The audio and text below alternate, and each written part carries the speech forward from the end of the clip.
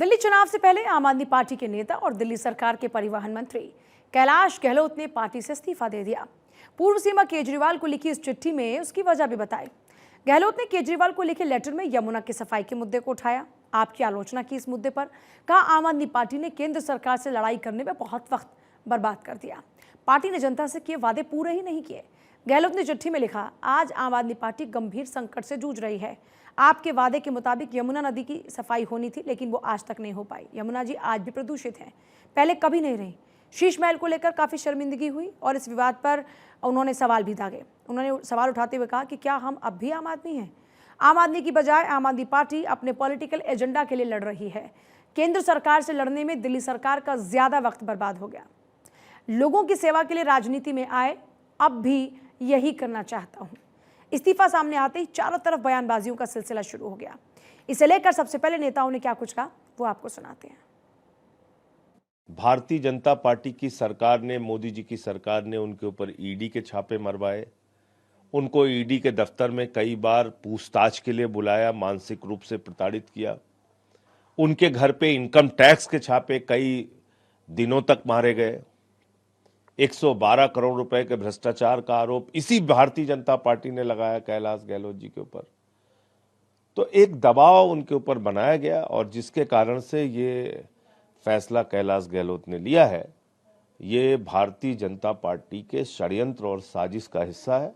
अगर ईडी और सीबीआई का इतना ही आपको लगता था कैलाश गहलोत पे, तो फिर मंत्री बनाए काहे कंधे पे लेकर घूम रहे थे संजय सिंह? जवाब दें। अगर उनको लग रहा था कि ईडी और इन सब मुकदमों की वजह से कैलाश गहलोत भाग रहे हैं, तो आप उन्हें मंत्री बनाए, अपने मंत्रिमंडल में क्यों घूम रहे थे? आपको पहले हटा देना चाहिए था अगर ऐसा था तो। उस सांप पीटने जाने के बाद लकीर पीटने से हल नहीं होगा। कैलाश गहलोत ने आपके भ्रष्टाचार को उजागर किया और भ्रष्टाचारी अरविंद केजरीवाल को उसका असली चेहरा दिखाया है। उस बौखलाहट में संजय सिंह कुछ भी कहेंगे।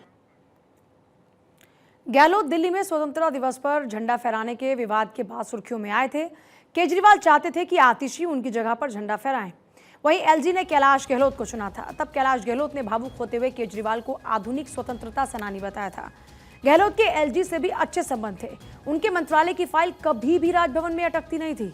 अरविंद केजरीवाल और मनीष सिसोदिया के अलावा दिल्ली के शराब घोटाले में कैलाश गहलोत का भी नाम आया था। ईडी भी उनसे पूछताछ कर चुकी है। आखिरकार कैलाश गहलोत हैं कौन, आपको बताते हैं। तो दिल्ली के परिवहन मंत्री थे, केजरीवाल सरकार में मंत्री रहे, नजरगढ़ से विधायक हैं, लगातार दूसरी बार विधायक बने हैं। साउथ वेस्ट दिल्ली में इनकी अच्छी पकड़ मानी जाती है।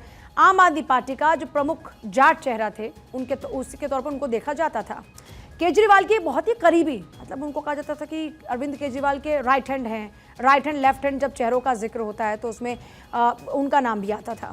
2015 में आम आदमी पार्टी में वो शामिल हुए। कैलाश गहलोत ने 2015 में आम आदमी पार्टी ज्वाइन की। 2017 में वो कैबिनेट में शामिल हो गए। यूं तो पेशे से वकील हैं कैलाश गहलोत, लेकिन राजनीति में आने से पहले 10 साल तक सुप्रीम कोर्ट, हाई कोर्ट में कई बड़े केस लड़े।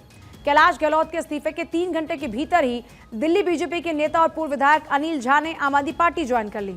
बीजेपी से इस्तीफे के बाद झा ने केजरीवाल की मौजूदगी में आपकी सदस्यता ली। केजरीवाल ने उनका स्वागत किया। अनिल 2 बार किराड़ी विधानसभा सीट से विधायक रह चुके हैं।